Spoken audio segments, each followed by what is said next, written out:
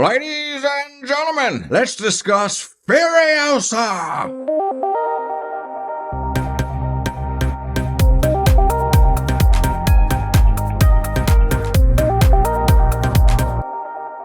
Furiosa is written and directed by legendary director George Miller, who, by the way, wrote and directed all the previous Mad Max movies, in case you didn't know that. This movie tells the story of a young Furiosa who was one day kidnapped from her home by a man named Dementus, played by Chris Hemsworth.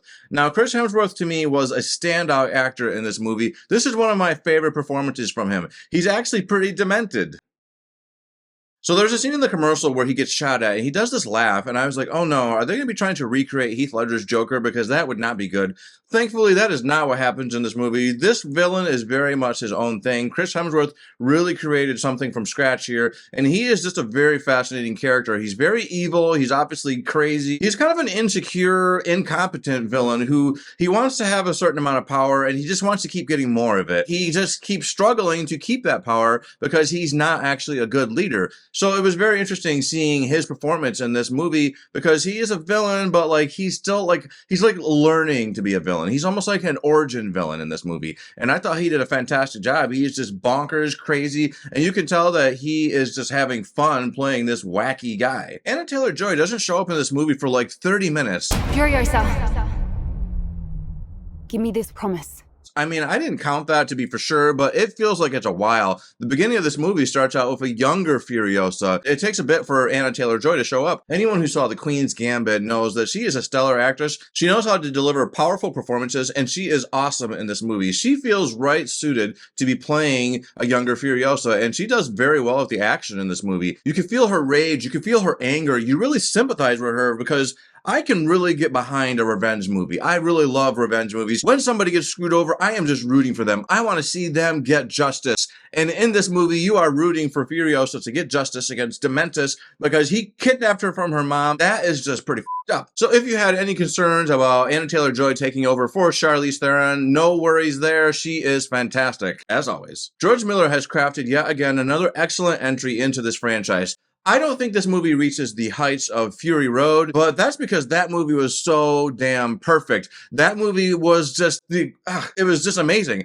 Everything about it was so well done. The score, everything was awesome. And I actually recently watched it the day before this movie, so it was all very fresh in my mind. I immediately went in and I had high expectations. Fury Road was so good. And this movie is not reaching Fury Road's heights, but this is still a very solid entry into this franchise, and it is a great movie. I was very entertained. The action was super awesome. I think people were worried that there was going to be too much CGI because some of the commercials had a little bit of CGI going on.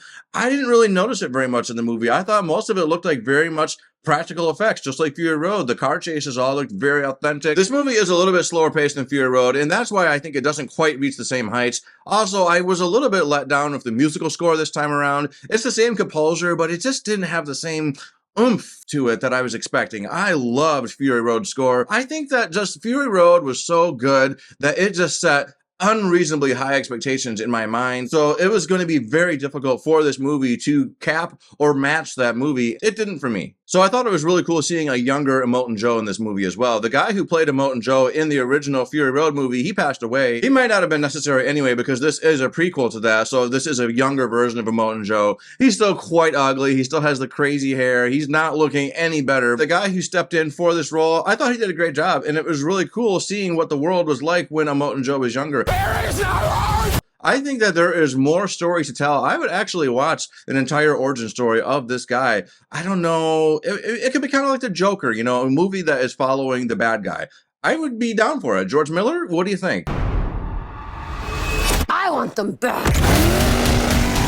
This movie feels very authentic. George Miller knows how to make movies that feel like true cinema. His movies are very much worth seeing in theaters, and this movie I would recommend seeing in IMAX or Dolby Cinema. Either one of those would be fine, but you need to see this movie in the best format possible. For me, this movie is an 8 out of 10. Not quite as good as Fury Road, but I think that if you liked Fury Road, you are going to very much be happy with this movie. It is quite exceptional. It's just not quite as high for me. But that is my thoughts. What did you guys think? Put your thoughts in the comments and let me know. And did you like this video? If you liked it, please hit the like button. And if you want to hear more things from me, please subscribe to this channel. And that's all I have to say. Later.